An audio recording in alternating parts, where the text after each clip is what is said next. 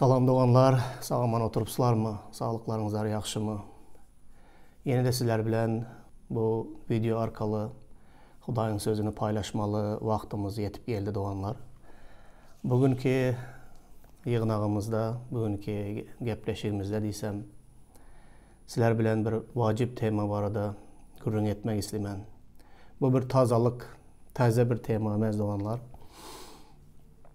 Bu menin hayatımda yanlışmasam ikinci gezek şol bir tema barada gürrüngede oturupman. Sizler bilen yığınaktaki doğanlarım. Bulan maddi zatlar barada. Ondan bir barada deysengizler ya pul barada ya bizlerin baylığımız, maddi kazancımız, evlimizdeki bar olan emniyetlerimiz barada.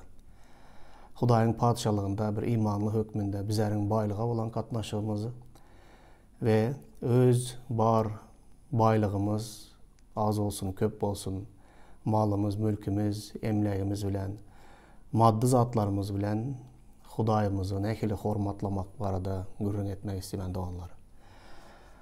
Bu temanı men aslında bir yaxşı gören temam emez, köp vagiz edilen bir temam emez. Ama şonda da bu temanın vaciplığını görkezmek için ve köp Hudayın sözündeki bar olan düzgünleri öğretmek için bu temanı yine bir gezek sizin bilen paylaşmak yüreğime duydum. Sebebi Hudayın padişalığında en vacip gerek olan bir temadır. Her bir imanlı için gerek olan bir vacip bir hakikattır. Şunun için bunu yine sizin bilen paylaşmak istedim. Qaytalap paylaşmakta da olanlar yine de bunun vaciplığını bellep geçmek için ediliye. Hudayın sözünde de İsa şol bir zadı köp gezek hakikattan ham size aydıyarın deyip qaytalap aydan vaktında şehitleri şol ayda oturan hakikatının ne derecede vaciplığını bellep geçecek bolýandığını düşünüp görüp öğrenýärdiler. Şonun ýalda sizler hem bunun vaciplığını görersinizler, öğrenersinizler deyip umid edemen ve sizler bilen bu sözü paylaşmak istemen. Doğanlar esası bu sözü paylaşmakta esası bir alacak ayadım. Bizlerin üstünde durup fikirlenmeli, göz gezdirmeli ya çungur oylanmalı ayatımız Hudayın sözünden Süleyman Peygamber'in tımsallarından 3. babın 9. 10. ayatlarından başlayacak. Şonun için okayın onu ilki bilen. Rebbi bütün baylığın hem ilkinci hasılın bilen hormatla. Bu barada fikirlenip başladı doğanlar. Rebbi bütün baylığın hem ilkinci hasılın bilen hormatla. Eğer gönümel aytsam, bu dine maddi zatlar barada gürrüngede oturan. Baylığın, bütün baylığın, o bittenin baylığı emez ya senin baylık hasap eden zadın emez. Ya yok baylık var mı mende plançanınki yalı demek del o. Bütün senin baylığın. Bir tamalın olsun, 10 tamalın olsun, 100 münglerçe olsun fark etmez. Senin ve menin bütün baylığım. Eğer mende dine bir sanı sığırım ya bir 10 sotuk yerim olsa, şu menin bütün baylığım. Menin bütün baylığım, senin bütün baylığın, onun bütün baylığı fark etmez. Tapavdı yok. Hudaya iman eden adamların her birinin belki o özünde bar olan zatları, iyi olan zatlarını baylık deyip hasap ediyen değildir. Özünü bir garip, biçare, yoksuz hasap ediyendir. Ama sen özünü nekili hasap ediyenin de değil. Ona da entek geleriz. Senin elinde bar olan zatın, sağlığın, hünerin, işin, kazancın, iyi olan zatların, senin bütün baylığın ve hasılının ilkinci hasılı bilen, eken zadının ilkinci hasılı bilen Hudayı hormatla. Maddi zatların bilen Hudayı hormatla. Şonda senin ambarların dolup daşar. Çeleklerin täze şeraptan coşar. Bir şert var şu yerde. Sen Hudayı bütün baylığın ve ilkinci hasılın bilen hormatla. Ondan son senin ammarların dolup daşar. Hasıldan ve çeleklerin täze şeraptan coşar. Buları bereketlecek, buları ammarlarını dolduracak. Yani eken hasılına eken meyvelerine bol hasılı bercek Huday, bol hasıl bercekligini vada veriyor Şutayda. Bir şert hükmünde. Eğer sen Hudayı özünün bar baylığın bilen, ilkinci hasılın bilen Hudayı hormatlamağı öğrenen bolsan, ya bunu ediyen olsan, yerine getiriyen olsan. Doğanlar bu yaman vacip bir giyiniş tema. Ben şu yarım saatın içinde size en vacip olan yerlerden kəbir fikirleri vermek isteyen, bunun daşında yatan menin berip bilmeyecek ya unudan ya da yarım saatin içinde yetişmeyen hakikatlarım vardır. Olur bu arada da oylanın, sonra komentaryalarda bu arada yazın. Bunu has giyinişleyin seyredelim. Doğanlar Hudayı bütün baylığın ve ilkinci hasılın bilen hormatlamak için ilki bilene ona bolan iman gerek. Onu tanımalı, ona iman etmeli. Ondan sonra vacip olan zatlar ona bir minnettarlık yüreğinde yaşamalı. Yani kardeşim yalı bir malı var özünü garip Huday tarafından bereketlenmedik hasaplayan olsa ya da 10 sanı malı var olanam özünü komşusu bilen deneştirip onda 100 sanı var, mende 10 sanı var, men onun kıyalı baydel deyip hasaplayan olsa, umuman özünde baylık yok yalı özünü hasap ediyen olsa, o adamın yüreğinde minnettarlığın bolmaya. Minnettarlığın deregine görüpçülük ve Hudaya olan öykekine şeyle zatlar bilen dolu bolya. Hudaya minnettarlık yüreğin bolmasa, imanın bolmasa, onda sen Hudayı bütün baylığın bilen hormatlamarsın. Onda sen yankı baylığın maddi zatların bilen Hudaya secde etmersin. Bu minnettarlık yüreğinden, bol imandan kaynap coşyan bir zat. Hazırki gürün ediyen zatımız. Eğer kimdir biri Hudayı öz baylığı bilen, öz meyvesinin hasılı bilen hormatlamayan olsa, onda o adamın imanı da yok. Hudayı tanımaya ve Hudaya secde etmeye. Hazır bir neçe sebeplere seyredip geçeriz doğanlar.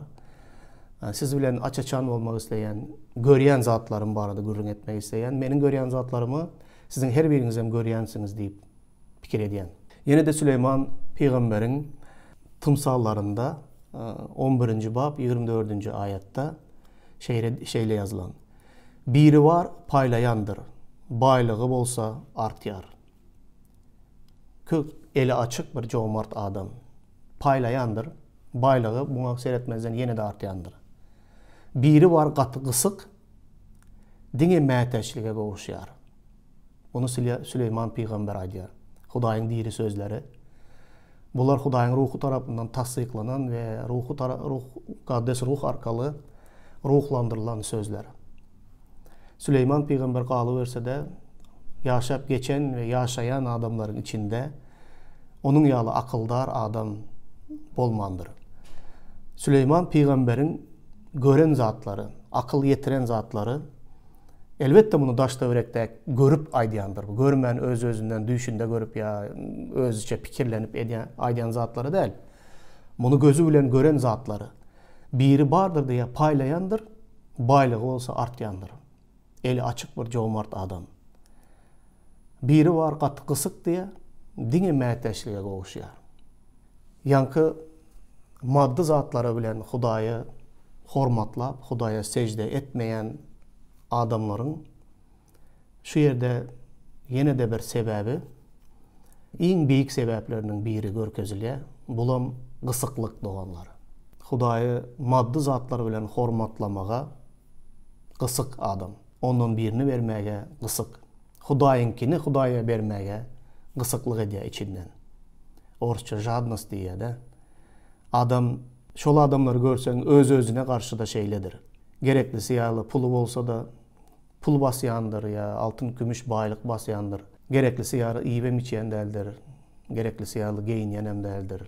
Özüne gerek olan zadı, özüne de sarp ediyen değildir. Dinle pulu baylığı köpeltmek, yani özünü men ekonomlu deyip hasaplayan adamlarım var. Eğer özüne karşı şeyle kısık olayan olsa adam, onda ol beylek adamlara karşı da has kısık oluyor. Özüne nehili ölçeyen olsa, başkaları da şol ölçek bilen ölçeye. Ve Hudaya karşı da kısık oluyor.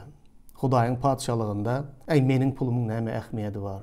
Menin kömegimin näme ähmiýeti bar. Başgalar bersin diýip şol Hudaýa garşy hem gysyk bolýar. Gysyk adamlarda minnetdarlyk ýürek ýok. Olar hemişe özüni hakykatdan hem şeýle ýagdaýy, özüni garyp hasap edýär, özüni ýoksuz hasap edýär. Özüni hemişe men garyp diýip hasap edýän adamlar bar.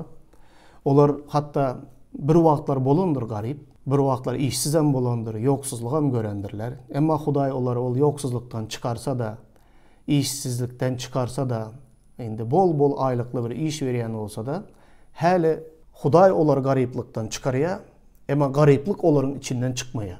Şol özüni ýene de ýoksuz, ýene de gorku içinde ýaşaýar. Nämeden gorkýar? Garyplykdan gorkýar. Ýene de şol öňkü ýoksuz günlerim gaýdyp gelýmesin diýip gorkup şol özüniň janyny şol toplan pulu bilen bir hili gorajak bolup diňe toplajak. Bunun netijesinde özünün ne derecede gysyklygyny görmeýär adam.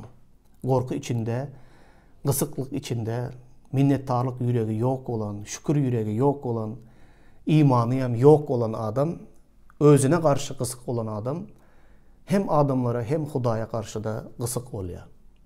Emma gysyklyk baýlyga mı getirýär? Köp baýlyk toplamaklyk baýlyga mı getirýär? Ýok. Ol ýene de diýär ýoksuzlyga, mäteşlige gowuşar diýär. Neçe toplasa da şonça mäteşlige gowuşýar diýär. Bu ýagdaýda onlar bir adamyň häsiýetini görkezip bilýän bir zat, bu gysyklyk meselesi. Ýa-da başgaça aýdanmakda bütün halka, millete berilýän häsiýetnamada bolup bilýär. Bütün gysyk halk diýip aýdyp bilýär. Köpçülik manada da. Men Norwegiýada ýaşaýan döwrümde Norwegiýanyň iň günbatar tarapynda bir welaýat bar. Şol welaýatyň adamlary gaty başarjan, gaty biznesmen adamlar, bay adamlar, ulu gemilere, balıkçılık bilen meşgullanýan adam, nebit gaz bilen meşgullanýan adam. Umman aýdan wagtynda şol welaýatyň adamlary gaty pul taparman, başarjanly, bay barly adamlar. Muňa garamazdan bütün Norwegiýanyň adamlary olara şol welaýatyň adamlary yüzmäni bilmeýär diýerler. Näme üçin suwda yüzmäni bilmeýärke diýip men pikir edýärdim. Özleri deniziň, akýanyň garasynda ýaşaýar. Olar näme üçin yüzmäni bilmeýär diýsem, olar diýär, näme üçin olara beýle diýip aýdýaňyz diýse, olar diýär dünýäde iň gysyk adamlardan diýär. Bay bolsalar da gaty gysyk adamlar, el açyk adamlar däl. Näme üçin olar yüzmäni bilmeýär diýip aýdýaňyz diýsem, hemme adamlar diýär yüzmek üçin şeýle edip suwu öz öňündäki suwu açyp hereket edip yüzmeli diýär. Hakyky yüzmek şeýle bolýar. Emma olar yüzüp bilmäni soň şeýle diýär diňe suwu özüne tarap çekip diýär, netijede çökýär, olar yüzüp bilmeýär, hereket etmeýär diýär. Suwu özüne çekýär olar şeýdip diýär. Şoň üçin olar yüzmeýi bilmeýär diýen wagty bir gülüşýärler biri-biri bilen. Näme üçin sebäbi olar gysyk diýip aýtjak bolýar. Şol gürrüň bilen, şol gep bilen.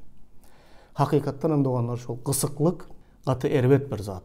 Onuň içinde gorku bar, onuň içinde minnettar bolmadyk ýürek bar, onuň içinde söýgü ýok, iman ýok. Şol gysyklyk bilen adam ýaşaýan bolsa, ol neçe toplasa da ýene de diýär mäteşlige gowuşar diýär. Köplenjem doganlar durmuşunda ýa ýaşlygynda köp ýoksuzlyk we kynçylygy görüp ulalan adamlarda bay bolsalar da ýankyýaly Hudaý olary garyplykdan halas edenen bolsa, olar şol gysyklykda ýaşaýarlar, sebäbi gorku içinde ýaşaýarlar. Ýene de şol gysyklyga öwrülip gelmeýin ýene diýip. Meniň özüme bu zatlar bilen köp göreşdim. Hudaý ýeňiş gazanmaga kömek etdi maňa bu zatlaryň üstünden. Şonuň üçin men hem diňe bir okan, eşiden gören zatlarym däl, öz içimde bolup geçen zatlar bar, hem paýlaşýan siziň bilen. Emma jomart adam, eli açyk adam, neçe paýlap bereketlese diýe, şonça da ýene de baýlyga gowuşýar. Sebäbi ol adamyň ýüreginden baýlyk ýürekden çykýar.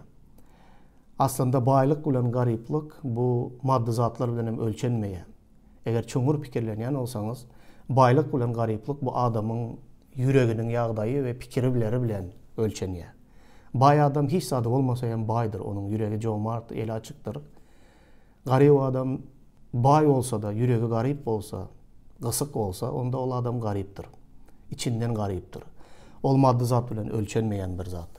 Bu da Hudaýyň padşalygynda imanly doganlaryň ýa-ni gysyklyk we gorku içinde ýaşamagy, Olaryň dowlulugyna, Hudaýa sejde etmäge, Hudaýy öz maddi zatlary bilen hormatlamaga, Hudaýyň padşalygyny maddi zatlary bilen goldamaga päsker berýär bir zat. Şonuň üçin Hudaýyň adamlary, Hudaýa iman eden adamlara garşyda, Hudaýa garşyda eli açyk we jomart bolmagy ündeýär. Süleyman peýgamber. Ýene de galy berse, näme üçin adamlar Hudaýy şöhratlamaýarlar? Maddi zatlary bilen. Sebäpleri kendir doganlar. Men size ýene bir zady aýdaýyn. Bu aýtjak zadyma ilki bilen bir esas hökmünde Mezmur 36-21 okajak. Bu karz almak ya karz alan adamlar barada görün. Bilýäňiz, mattany hoş habarynda karz barada görün giden wagtynda kim karz sorasa beriň diýe. Izine gaýtaryp almak istegi bilen bermäňde şeýle beriň diýe. Bizim bolmalymyz şeýle. Emma Mezmur 36-21'de bunun tam tersi yazılan. Ervet adam karz alıp izine bermez. Doğru insan olsa jomart ve eli açık. Bu ikisi bir ayette yazılan sözlemler iki hili adamı beyan ediyor. Ervet adam karz alıyor birinden ama alan karzını izine dolandırıp vermeye. O da adamın ervetligini görkeziyor. Eğer adam sürekli karz içinde yaşayan olsa, karz alıp izine karzı vermeyen olsa bu adam ervet adam deyip aydiyor. Ne için bu ervet adam? Bu ervet adam sonku setirde aydılan doğru adamın doğruluğunu ve jomartlığını ulanayan bir adam. Doğru insan diye hemişe jomartlık bilen eli açık karz veriyendir. Prasende de vermeye, ya izin almağa sırogam koymaya, ya izine almak niyet bilen değil, karz sorayan məhətəşlikçe görüp karz veriyor doğru adam. Siz hemişe doğru olun, şeyle olun diye İsa diye bize. Ama ervet adam şol doğru adamın doğruluğunu ve jomartlığını, el açıklığını öz bəxbidi üçün ervet uladayan adama ervet adam deyirlər. Bu adam plança karz veriyəmiş deyip alıveriya hiç açan izine vermek var da oylanmaya. Bu ervet adamı görkeziyor. Şonun için ervet adam bilen doğru adamın bir ayette ikisini de beyan ediyor. Ervet adam karz alıp izine vermeye. Karz alıp izine vermeyen adam olsa şol ervet adamdır. Hudaýyň sözü aýdy. Näme için ol kimdir birinin el açıklığını, jomartlygyny, söýgüsini, giň yüregini ulanayan adam. Öz bəxbidi üçün ervet ulanayan adam. Soňam bu ervet adamı nähili beyan edýär. Hayatta menin gören zadım durmuşda özü hemişe karz alıp izine vermeyen adam, ya hemişe karzdan gözü açılmayan adam, ol adam Hudaýyň padşalygyny ondan biren bermeye hiç açan.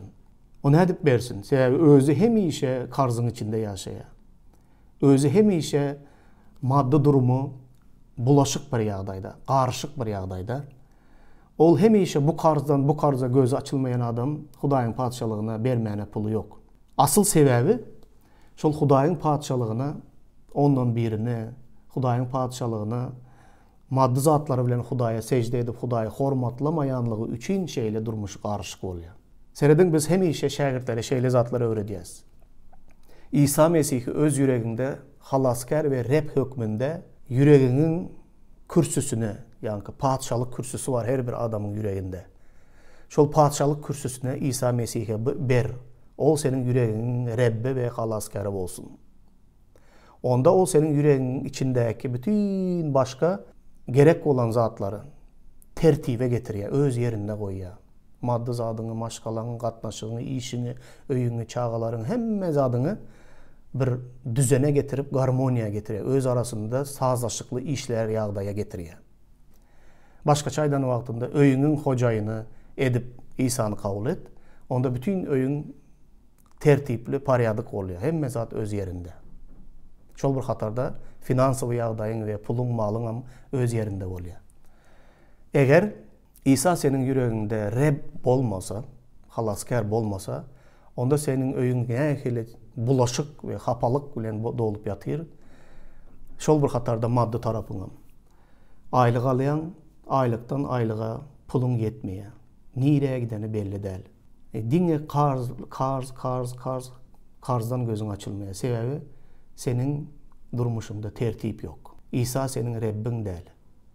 İsa'nı sen öz maddi bar olan baylığına, senin baylığın, bar olan elindeki maddi zatların bilen Hudayı hormatlamayan, Hudaya secde etmeyen, ineş onun için bütün durmuşun karışık. Ve hiç haçan berekede, ya hiç haçan senin cüvüğünde pulun dolup daşmaya. Şol gısıklığın, şeyle gısıklık bilen hareket ediyen, ama dingi məteşlige karzdan karza uçayan. Doğru adam diye, cömert adam paylayandır ama baylığı yeni de artyandır. Bu benim sözlerim değerli doğanlar, bu Hudayın sözleri. Ve benim aydayanlarımı siz hem durmuşta görüyorsunuz deyip fikir ediyen. Bu yerde men iki hili adam barada görün ediyen. Bu iki hili adamların biri bizim misal öğrenmeli adamız. Eli açık, doğru, Hudayı öz maddi baylığı bilen, birinci hasılı bilen hormatlayan adam. Biz şona benzemeli. Şol bir hatarda negativ bir näme bar. Yaman taraptan ervet adam barada da görün gidiyor. Biz Hudaya iman edenler ondan görelde almalı değil. Eğer şeyle ervet adamın haysiyetleri bilen yaşayan olsak, onda tövbe edip durmuşumuzu ütketmeliyiz doğanlar. Tövbe etmemizin, tövbanın hasılı da Hudayı bar olan baylığımız ve maddi zatlarımızdan hormatlamağa başlamalı. Şu yerden başlamalı doğanlar. Qalan zatları Huday özü tertibe getiriyor ve bereketliyor.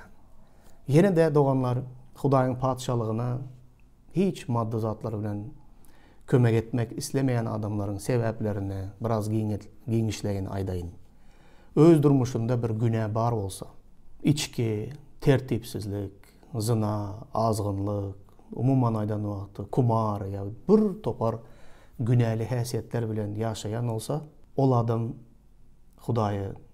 Hudayın padişalığına hiçbir maddi taraftan kömek etmeye, berip bilmeye, Hudayı şöhratlap bilmeye, maddi zatları bilen. Sebebi şol ediyen günahları bütün bar olan baylığını yok ediyor. Şona gidiyor. Başka çaydan vaktimizde doğanlar, şol günahları, şol adamın butları, ol adam öz günahlarına ve günahlı hüveslerine köprek hormat ediyor ve köprek secde ediyor. Adam hemişe durmuşunda adam öz butlarına hormat ediyor, bütün pulunu, işleyen baylığını, hem mezadını şol butlarına yoklaya. Sebebi ol butlarına secde ediyorlar, yaxşı görüyorlar, onları söyüyorlar. Şol günahları yaxşı görüp söyleyen için şol günahlarını özüne but edip koydu. Ve şol butlarına secde etmeye goğuruyor ve hiç zadını ayamaya butlar için. Huday yok onların durmuşunda. Hudaya bolmalısı yalı secde etmeyenler. Şunun için Hudayın padişalığına vermeye puluyam yok.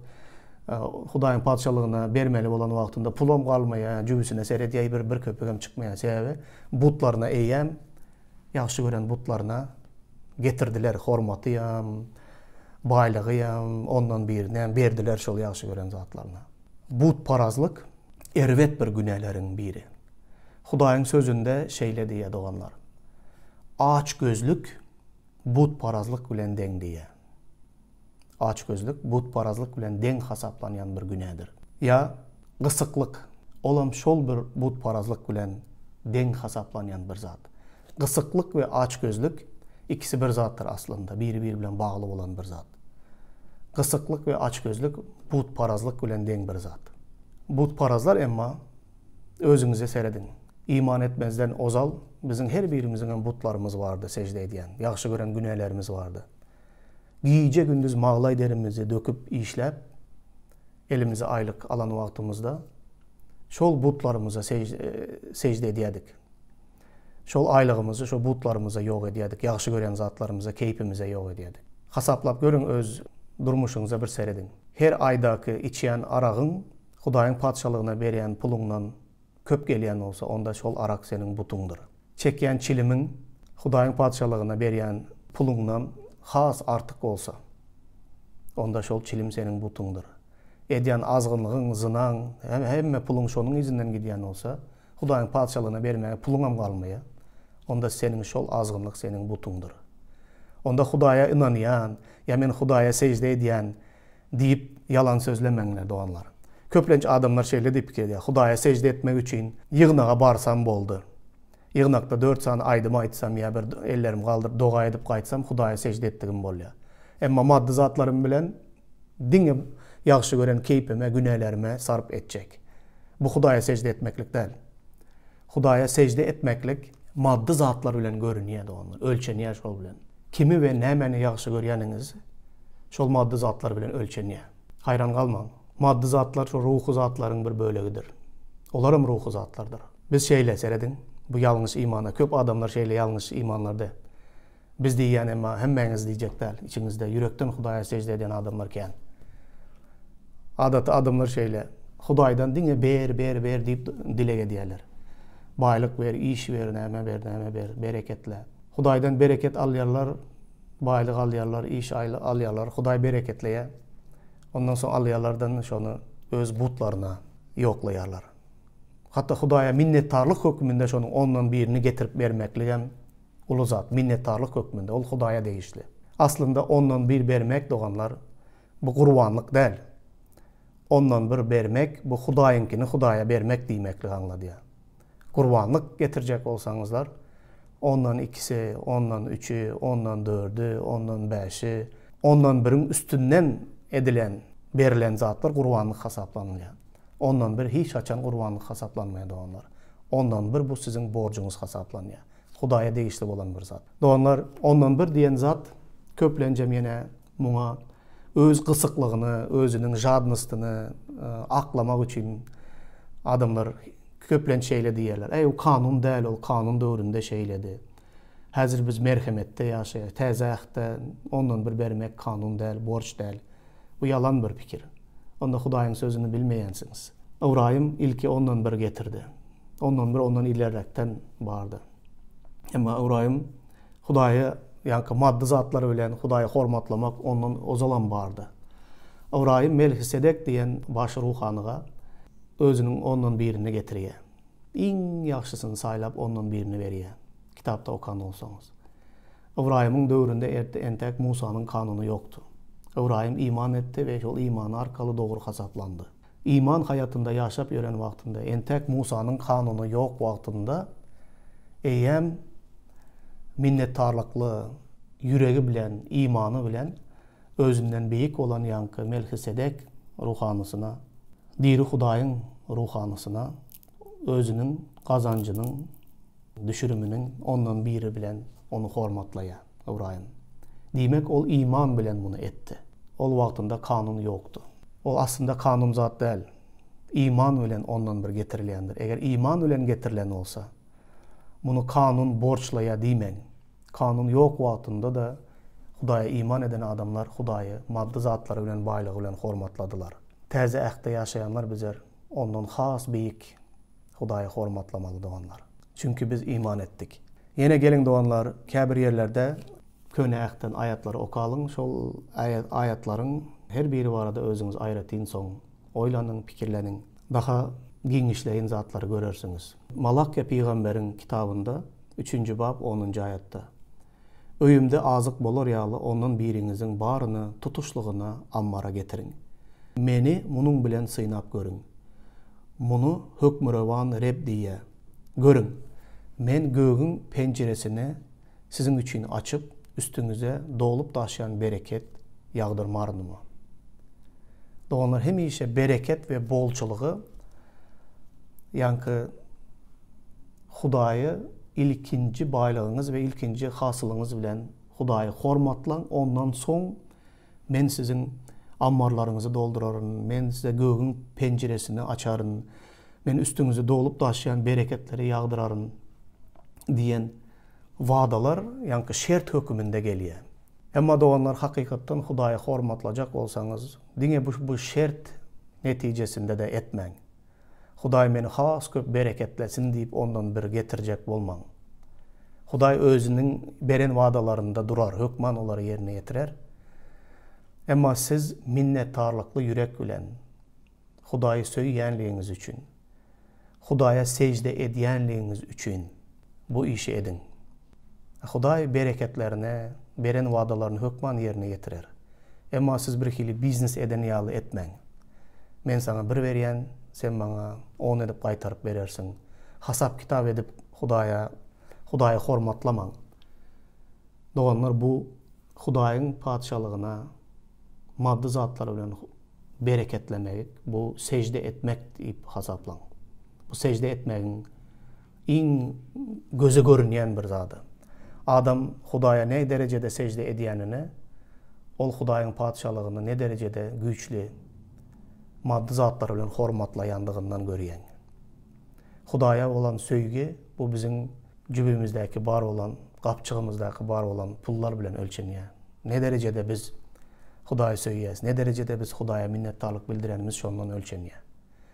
Bu secde etmegiň göze görünýän görnüşi. Adam yürekten secde edýär, dogry. Adam yürekten secde edýändigini nirden görýän? Görmegiň bir ýoly ýanky maddi zatlar bilen adam nähili Hudaýyň padşalygyny gollaýar, şondan görýän. Adam yüreginde Hudaýa secde etmeýänem bolsa, dogaýam edip bilýär göz üçin, aýdymam aýdyp bilýär göz üçin, wagizam edip bilýär göz üçin, hoşgawaram aýdyp bilýär göz üçin, emma yüreginde Hudaýa secde etmeýänem bilýär. Yüreginde secde edýän adamlar, olar göze görünýän maddi zatlar bilen de Hudaýy hormatlaýarlar. Görýäňizmi doganlar, İsa doğulan wagtynda müneccimler geldi gündogardan.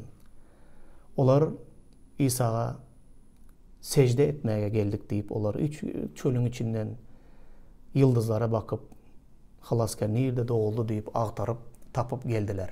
Secde etmek için geldik deydiler. Yaňy doğulan çağaga secde etmek için olar näme? Aýdym aýtdylarmy İsa'ga? Ahırda yatan çağaga aýdym aýtdylarmy ya ona doga etdilermi? Nähil edip ona secde etdiler? Olar bütün gymmat baha daşlardan, altın, kümüş, bütün baýlyk bilen onu getirip o yaňy doğulan çağanyň aýaklarynyň tekine goýup gitdiler. Maddi zatlar bilen secde edip gitdiler. Biz secde etmeye geldik deyip şoň ýaly uzun ýollary aşyp, çöl diýme, düz diýme, ýanky baýlygy getirip yaňy doğulan çağanyň aýagynyň tekine altın, kümüşlerden gymmat baha daşlar bilen secde edip gitdiler. Ve İsa bilýäňiz, yaňy doğulan çağa Yusuf, enesi Meryem, yaňy doğulan çağa bilen olar Müsir'e kaçıp gitdiler. Ýalňyşmasam 2 ýylda o taýda Müsir'de ýaşadylar. Onun janyny aljak bolýanlar dünýäden ötüp gidene çenle olar kaçak bolup ýat ýurtlarda ýaşadylar. Men bu parada kitapda has açıklanıp yazılmaya, emma meniň özümüň şahsy pikirim, olar ýat ýurtlarda nämeň hasabyna ýaşadyka diýip pikirledýän. Elbetde şol müneccimleriň secde etmeye getiren baýlyklary bilen olar gün gördüler. Olar çağany açlykdan öldürmediler. Ýat ýurtlarda şonuň hasabyna ýaşadylar diýip pikir edýän. Ine secde nähil edilýär. Şonuň üçin Hudaýyň öýüne secde etmeye gelen wagtynda Kanun Taglimaty kitabynyň 16-njy babynyň 16-njy aýatynda ähli erkekleriniz ýylda 3 gezek Petir bayramında, Galla bayramında ve Çatma bayramında Hudaýyňyz Rebbin huzuruna onun öz saýlajak yerine gelsinler. Olaryň hicisi Rebbin huzuruna eli boş barmasın. Ine 3 sany iň wajip bolan şeýle dabaraly bayramçylyklar. İsrail halkynyň taryhynda häzirem bar bolan bayramçylyklar, olaryň köpsini häzirem belleýärler. Şol bayramçylykda ähli erkekleriňizler diye ýylda 3 gezek Hudaýyň saýlan yerine gelsinler. Saýlan yeri elbetde ibadathana bolýar, oňa secde edilýän yer. Emma ol gelýän erkekleriň hiç biri eli boş gelmesin. Nähili gowy zatlar dogrum doganlar.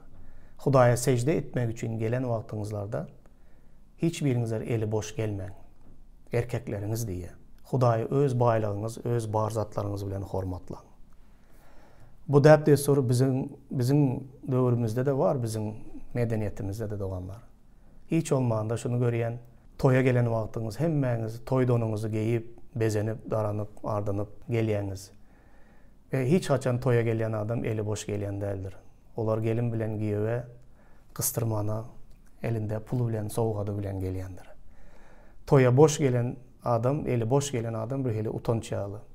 Padarkam ýok, bermäne zadym ýok diýip gelmeýän adamlar bar.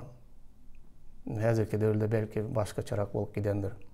Giýmäne zadym ýok diýip barmaýarlar, täze zadym ýok. Aslında eli boş barmalı der o yere. Hudaya secde etmeye gelen vaktiniz erkekler eli boş gelmesin diye. Ne edip olar eli boş gelmesin? Eli boş gelmezlik için Hudayı Reb ve halaskar hükmünde ona iman etmeli.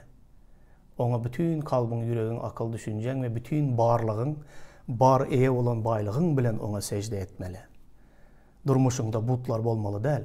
Bütün bar mal mülkünü butlarına ertip secde ediyen olsan, onun ayaklarının, butlarının ayaklarının astına koyup kaydayan olsan, sonra Rabbin ibadatxanasına gelen vaktinde elbette senin koymağa zadın olmaz. Bar bolanda da koymarsın, sebebi senin yüreğin Rabbe değil, butlara verilen.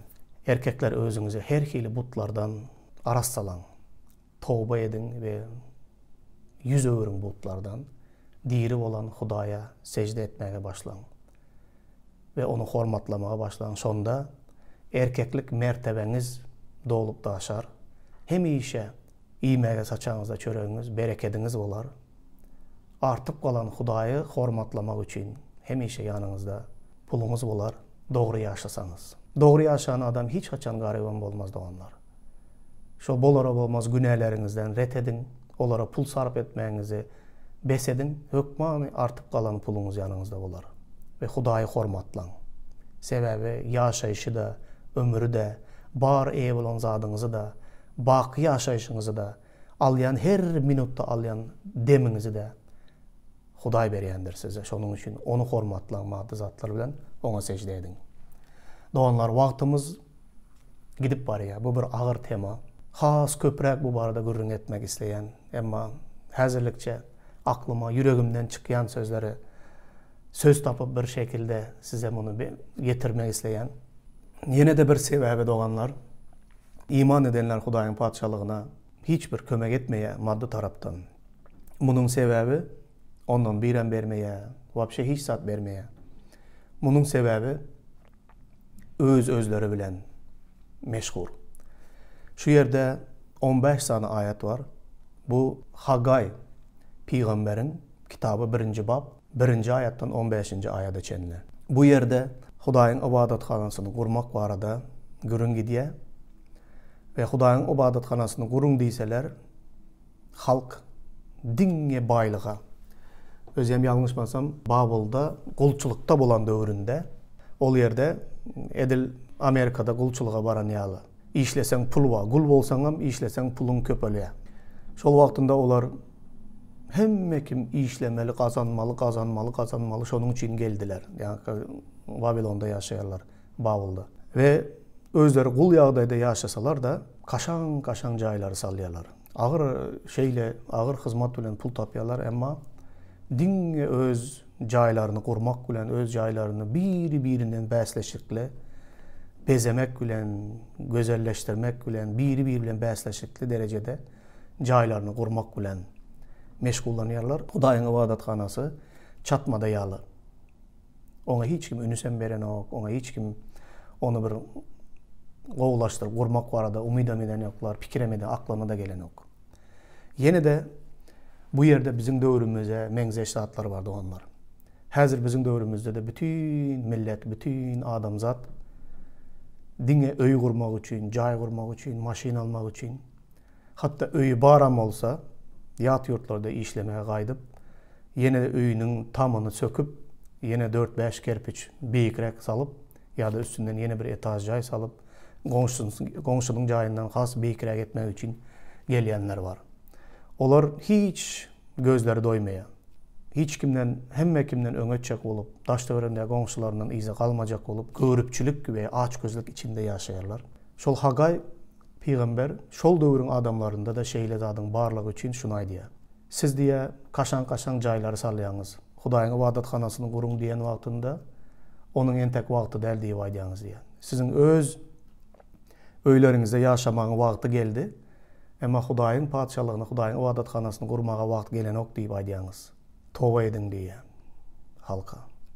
Şonun için diye siz neçe işleseniz de, neçe kazansanız da diye men sizden diye bereketi ayırıyan. Öz öylerinizde bilen gümrahsınız diye. Siz neçe ağır neme bilen işleseniz men size diye bereketi sizden ayırarım. Men diye sizin ähli eden hizmatınızın, eken bağlarınızın, üzümçülüklerinizin, hasıllarınızın, meydanlarınızın üstünden diye çeken ähli zahmetinizin üstüne kurakçılık cezasını indirdim diye. Hudaya diye. Nem için kurakçılık cezasını indirdim. Ekeniniz hasıl vermeye, yağış yağmaya, su yok, kurakçılık, meyve yok. Nem için siz bu bedbahtçılığı sizin üstünüzden indirdim. Sebebi siz dine öz jayыңızı kurmak bilen meşgullanýaňyz. Hudaýyň padşalygyna hiç ünüs bereňiz yok. Hudaýyň padşalygy sizin aň düşünjeňize hem däl. Şonuň üçin men size kurakçılık cezasyny indirdim diye. Doganlar ýanky aç gözlük dine bizim döwrümizde däl. Ýanky görüpçilik, bay bolmaklyk, dine şeýle yüzmeklik şol döwürlerde de bolan. Eger imanlı birisi şol pikirler bilen gece gündüz yaşayan olsa, Hudaýyň padşalygyna bermege pulu yok. Hudaýyň padşalygyna bermeli diýsen hemişe özüni garyp hasap edýär. Emma bar mal mülkünü, bar tapan pulunu dinle öz öýüni jaýyny köşk edip kurmak bilen aladalanýan adamlar var. Olara Hudaý bereket berenmi? Yok. Olara diye şeýle yüregiňiz, şeýle pikirleriňiz bilen yaşayanlygyňyz üçin men sizi diye üstüňize kurakçılık cezasyny indirdim. Boş cübüleriňize pul toplaýaňyz diye. Şoň ýaly bolar. Bunun ýaly pikirlerde yaşayanlar towba ediň doganlar. İkinci bir zat. Eger Hudaýyň padşalygyna maddi zatlarymyz bilen Hudaýy hormatlamasak, Hudaýyň padşalygyna bermeli pulumuzu, ondan birimizi, ondan artygyny getirmesek, ona netijede näme bolar?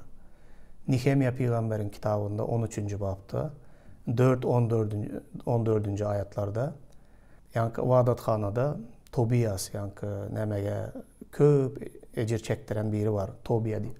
Şol Wadathanada öz üçin bir otag soraýar. Şol ýerniň ruhanysy da onun garyndaşlaryndan bolýar. Oňa otag taýýarlamak üçin olar ýanky ondan bir ýanky ekin meýdanyndaky bar bolan hasylyndan getirilýän galla, beýleki zatlardan getirilýän ondan birleri ýanky leviler üçin ýanky Wadathana hyzmatkarlary üçin getirilen ondan birleri toplayan otaglary arasalaýarlarda ýanky Tobiýaga berýärler. Ondan soň ondan birler goýmana yer ýok. Halkam ondan bir getirmelisini bes edýär. Netijede näme bolýar? Wadathana hyzmatyny ýerine ýetirýän levileriň hemmesi açlykdan ölmeýär. Olaryň maşgalasy bar, öýü bar, jaýy bar. İmene çörekleri yok olanlygy üçin olar Wadathana hyzmatyny taşlap her haýsy öz ekin meýdanyna gidip ekin ekip iýjek çöregini tapmagyň uğruna çykýar hemmesi. Ve netijede Wadathana hyzmaty bes edilýär.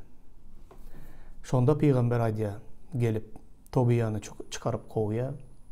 Ýanky otaglary ýene de tämizlep, arassalap, gaýtadan ondan bir getirmek düzgününü ýola goýýar. Sebebi ol yerde hyzmat edýän adamlar bal tutan barmagyny ýalar. Hasyl ekeniň ilkinji miwesinden iýmege haky bar. Harman dogan öküzüň ağzyny boş goýma, olam garny aç işläp bilmeýär.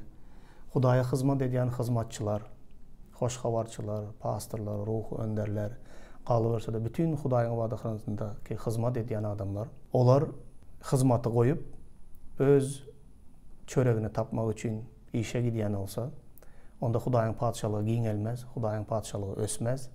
Bütün bar zatlar, hyzmatlar galar. Muňa kim günäkär bolýar? Şol ondan birini bermeýän adamlar günäkär bolýar. Şonuň üçin doganlar beýle günäler sizde bolmasyn. Hudaýyň padşalygyna bermeli zadyňyzy beriň.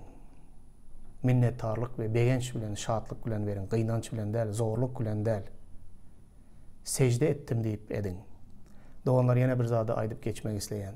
Maddi tarapdan Hudaýa hyzmat etmeklik bu hiç bolmandy diýen. Eger başka hiç bir şekilde Hudaýyň padşalygyna peýdaň degmeýän bolsa, hiç bolmanda işleýän, aýlygyň bar, puluň bar. Maddi tarapdan Hudaýyň padşalygyny golda hiç bolmanda. Onu her ýagdaýda etmelisin. Ruhy hyzmatkar bolsaň da, başka Hudaýyň padşalygy üçin köp zatlar edýän bolsaň, sen maddi zatlaryň bilen Hudaýy hemişe hormatlamaly bolýan. Hiç bolmanda diýen başka hiç bir zat etmege şu wagt başarmayan olsa, wagtyň yok, eliň degmeýän olsa, onda Hudaýa maddi zatlaryň bilen hyzmat edip başla. Öz özüňi men garyp, men ýoksuz diýip hasaplama. Senin bar olan baylığın bilen, senin girdecin bilen Hudaýa hormatla. Az olsa az olsun, köp bolsa köp bolsun. Hudaý hiç açan az köplüge ünüs vermeye. Bar zadyňa ünüs berýär. Hany senin yüregiň nähili. Doganım, gadyrly doganım. Garip wagtyň az zadyňda ondan birini bermäge başarmasaň, baý bolsaň muny has etmek kyn bolýar. Edip bilmeýän muny. Şonuň üçin häzirden bu häsiýetdi öwren. Häzirden bu bar zadyň bilen Hudaýy hormatlamaga başla. Baý bolanyňda da muny edip bilersiň. Soňam doganlar, ýalňyş pikirlerde ýaşaýaňyz. Köpeňiz. Ýygnagyň bir topar borçlary bar. Ýygnak maňa kömek eden ýok. Ýygnak maňa agyr wagtymda meni taşlap gitdi. Ýygnak etdi. Doganlar ýygnak kömek etmeli, serişdeni nirden alýar? Asmandan mı asılıp düşýär? Yok. Ya peçat eden, pul peçat eden maşinimiz mi var? Yok. Ya biz daşardan kimdir biri, başka milletlerdeki ýygnaklar bizlere kömek etsin, bizi hem işe garip deyip özümüz hasap edelim mi? Yok, olaram bizimki adamlar, olaram işlep pul tapýarlar. Ýygnakda pul vepalı, Hudaýa secde edýän, Hudaýy öz baýlygy bilen, öz hasyly bilen, öz bar olan zatlary bilen, ilkinji hasyly bilen Hudaýy hormatlayan adamlaryň Hudaýyň ýygnagyna getiren pullary bilen ýygnakda iýmege çörek, mätäç olana kömek etmek serişdeleri toplanýar. Adamlardan toplanýar.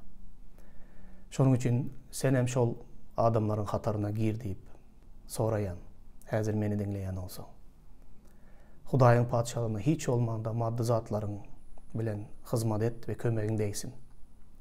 Ondan has artıgyny et, doganım. Yine de ýalňyş bir pikir bilen ýaşama.